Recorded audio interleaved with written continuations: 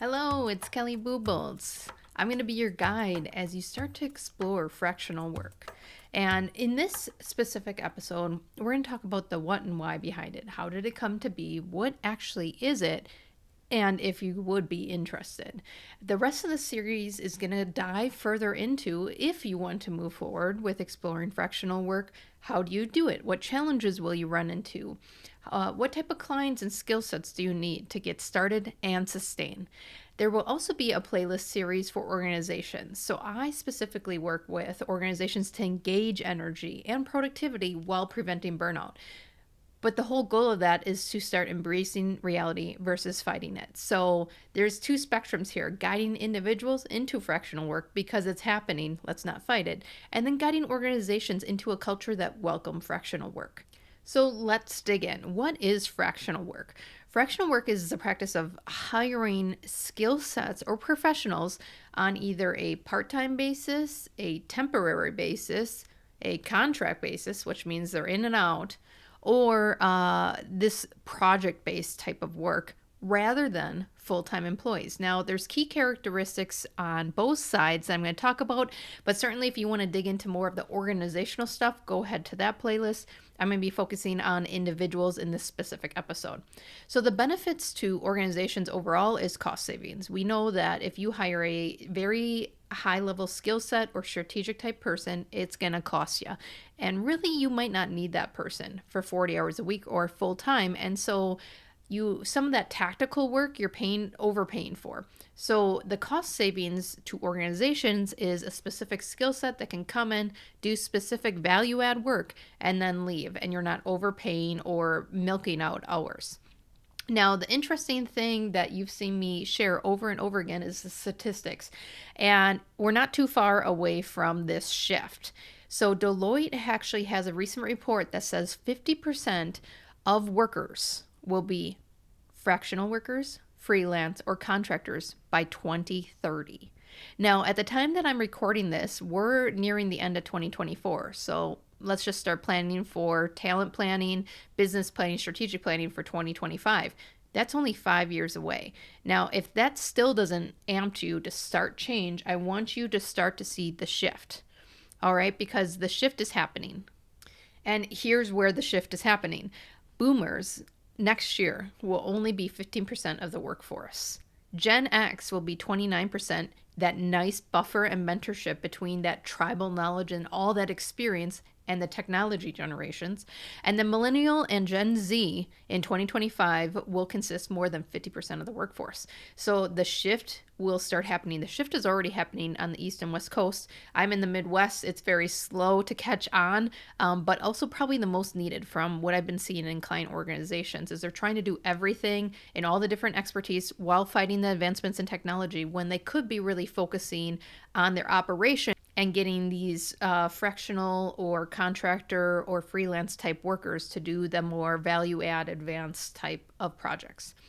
Now, the interesting thing is, as individuals, I want you to think of where you're at in these generational skill sets because each part will affect you differently. For example, a boomer has a huge skill set, but they're nearing retirement. How much more do they want to learn? How much technology do they want to learn?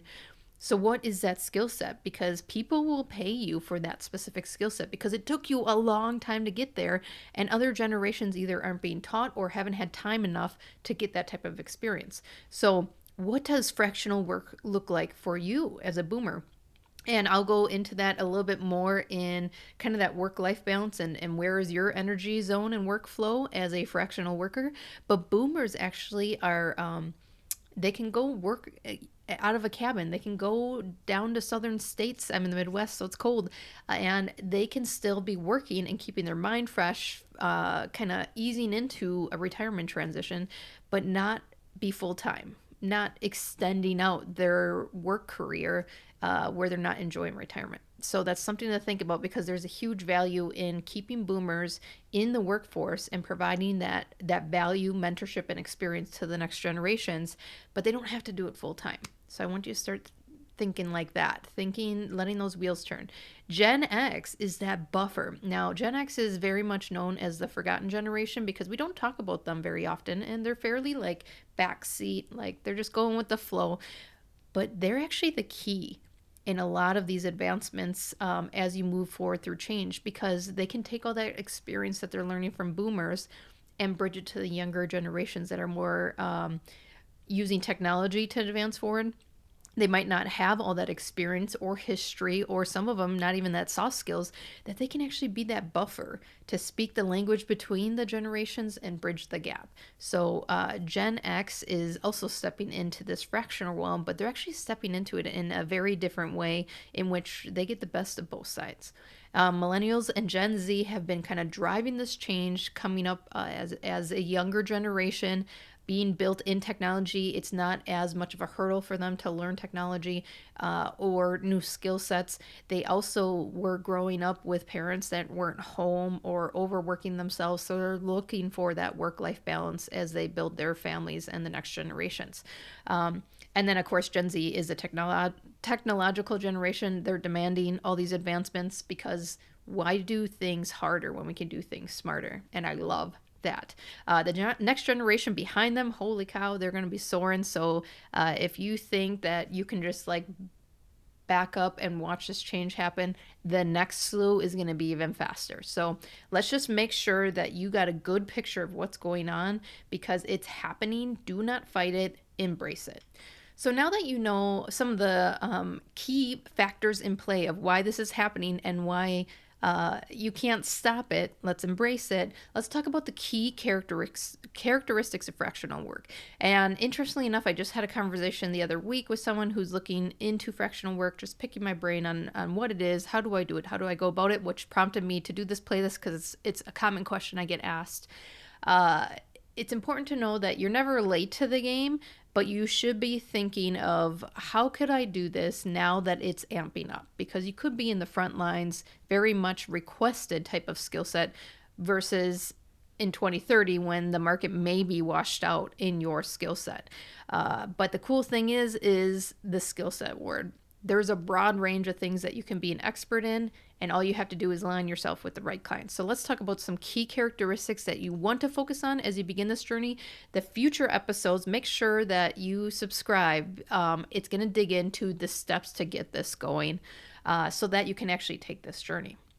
So the first characteristic of fractional work as an individual is flexibility. Hello, yes please.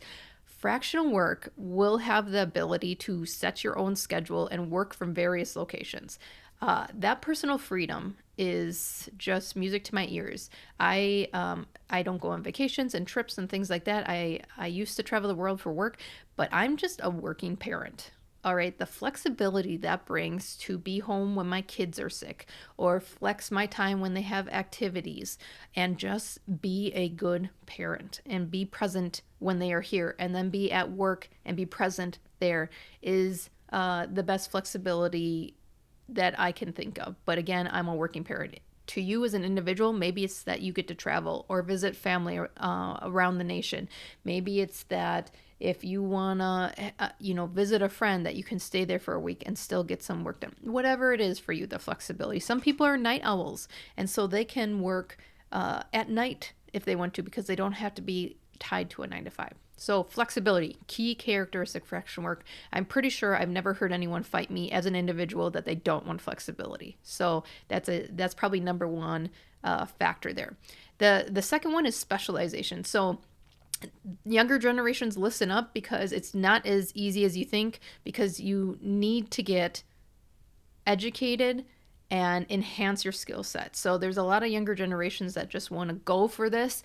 What would people hire you for? And I'm going to be direct and raw and real. As someone who was on a strategic team, I'm going to hire the expert. I'm going to hire the person that's going to get it done and has a proven record to do it. They're super dependable. They have good referrals. They have good connection and project management type techniques.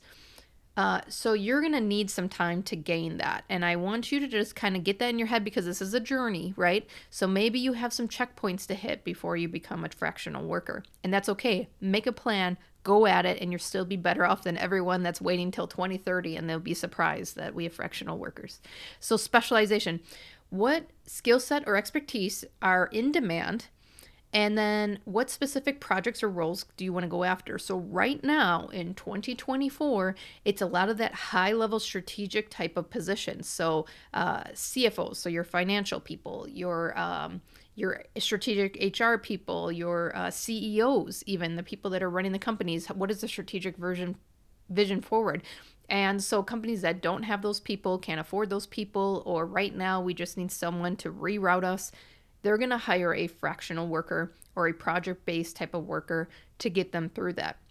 Now, I want to emphasize to get them through that because it's temporary. So even though I explained the definition of a fractional worker is hiring a professional that is part-time, temporary, contract, or just not full-time or project-based. So part-time means it's probably a little bit more continuous, but there could always be less hours, which makes you very, very part-time, or more hours, like they're growing, they need your skill set more, and they go full-time. And that's what happened to me, and I'll tell you a little bit about my story through this series. Temporary means it's very like this date to this date. Maybe you're covering for someone. I often got called for like maternity leave coverage in HR. Maybe someone's out on a medical leave, that type of thing. So you start here and you end here. Contract basis or project basis means you come in to do a specific thing and then you're done after. So do you see that there is very much a connection for a specific duty done, but then you're out. They don't owe you anything. And that's going to be a mindset shift that you're going to have to get over and work through as a fractional worker, is that you're going to be all in 100% into this project, into this organization, into this team for this thing, but at any point in time, it could be removed. And so that's going to be a whole episode in its own, how you can go about letting go. So what is your specialization? What is there a demand for? And can you start positioning yourself as that specialist, as that expert? Now, other things that are happening within fractional work is expertise in technology, expertise in specific project management sectors. Where do you level up compared to everyone else? And that's what you want to focus on, because I'm talking about what's happening in 2024, but there's specialties all over, and there's going to be new specialties that come out after this recording. So what are you really good at that people seek you out for in your own organization? Leverage that. So part of fractional work is that specialization. Get really honed down in that. And I want you to really focus in and niche down. And we'll talk about that on a future episode of what will be your skill set that you market out. Because if you just say, I'm a leadership trainer, well, there's tons of them. There is tons of them. What specific leadership training do you do? What demographics do you train? What type of organizations or industries do you train? Really hone down on that, because it will benefit you later. Now, multiple clients. So as you get into fractional work, if you just do one and you can survive that way, great. But really, fractional work gives that flexibility to work with multiple clients. So how are you going to not only manage projects concurrently, but manage your workload so that all those projects don't come to the high point, the high workload point all at once? So some of that time management, project management, will go into it, which again is a whole other episode. I'm just kind of premising this whole series. And then the project based of this is engagements often are tied to specific projects, timelines, deliveries, rather than ongoing employment. So financially, how will you do that throughout the year so that you know that you're not getting a paycheck every 2 weeks? How will you manage that workload like we just talked about? And then how will you get the next clients lined up so you don't have these big gaps? And in your specialization, what is the slow times? What are the high times? And how are you going to honor those? So those key characteristics of fractional work, of flexibility and specialization, having those multiple clients and a more project-based work is important to understand before you start diving into it, because there's been some entrepreneurs that I've met that have explored fractional work and it's too chaotic for them. They can't manage it, or they didn't look at other possibilities such as background virtual office type of assistant measures that would have helped them out. So my main premise again is to engage that energy and productivity while preventing burnout. And if you get really misaligned along this journey, you're going to burn yourself out or become disengaged with the actual journey that you're on. So we want to make sure that you're feeding your energy, feeding your value so that you can be successful on this journey. Stay tuned for more on fractional work if you want to continue forward. Hit that subscribe button, and of course, explore out the other playlists here, because it's important to understand what organizations are going through as they start to gain fractional workers and explore this new world in which we're not going to battle it. We're going to embrace it.